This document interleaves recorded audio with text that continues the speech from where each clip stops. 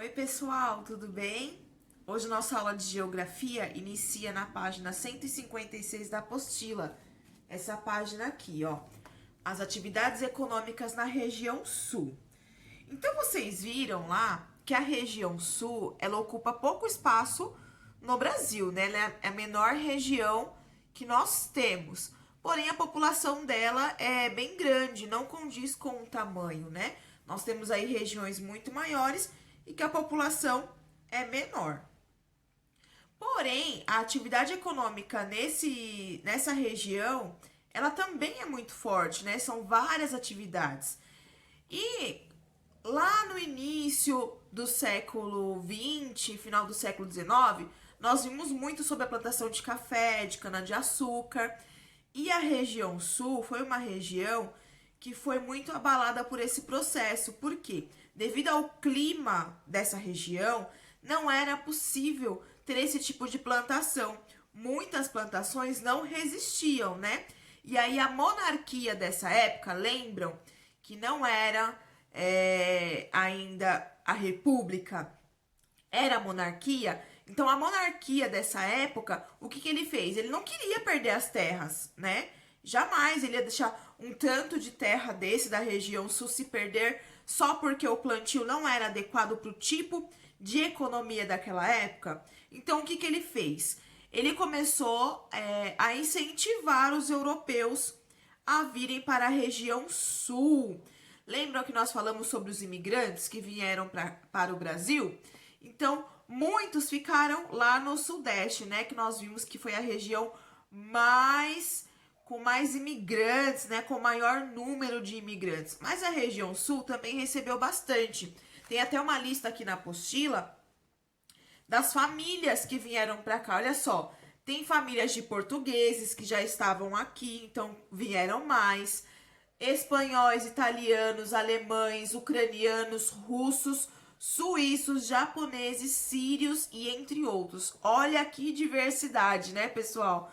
Então, enquanto a região sudeste, ela ficava ali mais com os portugueses, os alemães, italianos, japoneses, né, que nós vimos nas outras aulas, a região sul, ela já tinha uma grande diversidade de imigrantes. E tudo isso influenciou muito na cultura dessa região.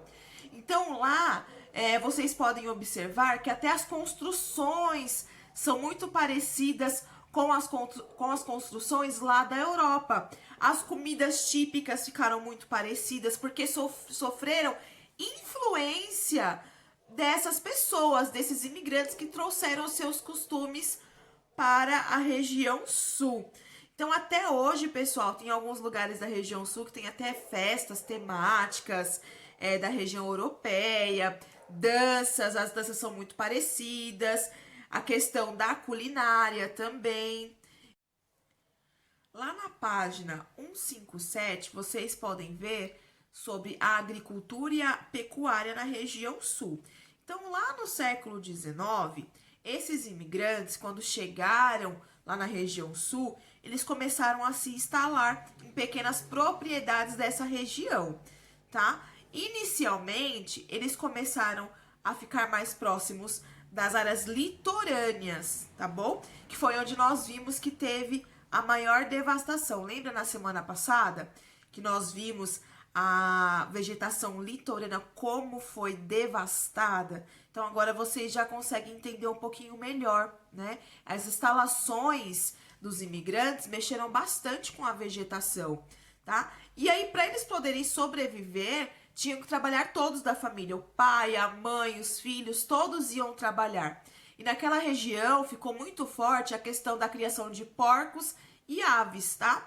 E a questão da plantação de vários alimentos.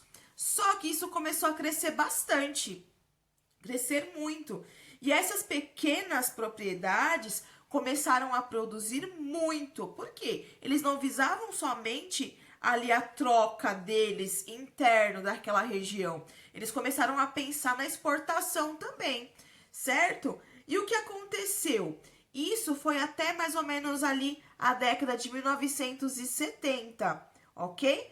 Quando essas propriedades começaram a ser compradas por grandes fazendeiros, porque eles queriam ampliar esse comércio, né? Eles não queriam ficar só ali naquela região, eles queriam expandir para outros lugares, já que as outras regiões do país estavam em grande exportação, né, que nós vimos, eles também queriam expandir bastante. Olha só, aqui na página 158, vocês têm aqui uma imagem, olha só, de uma colheitadeira. Já não são mais pessoas trabalhando, eles já tinham investido em máquinas, porque o trabalho já tinha ficado muito grande, já tinha uma demanda muito grande na agropecuária e na pecuária, na agricultura e na pecuária, né?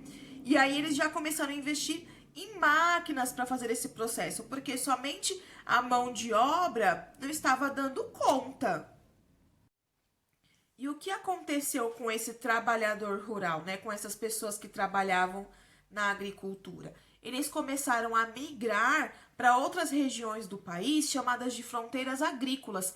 E aí nessa página vocês também têm uma imagem aqui, ó, sobre uma fronteira agrícola e fala o que é um termo usado para distinguir uma terra na qual ocorreu um avanço da agropecuária, certo? É quando áreas se encontram, uma área de agropecuária com uma de vegetação natural, de florestas e cerrados, tudo bem?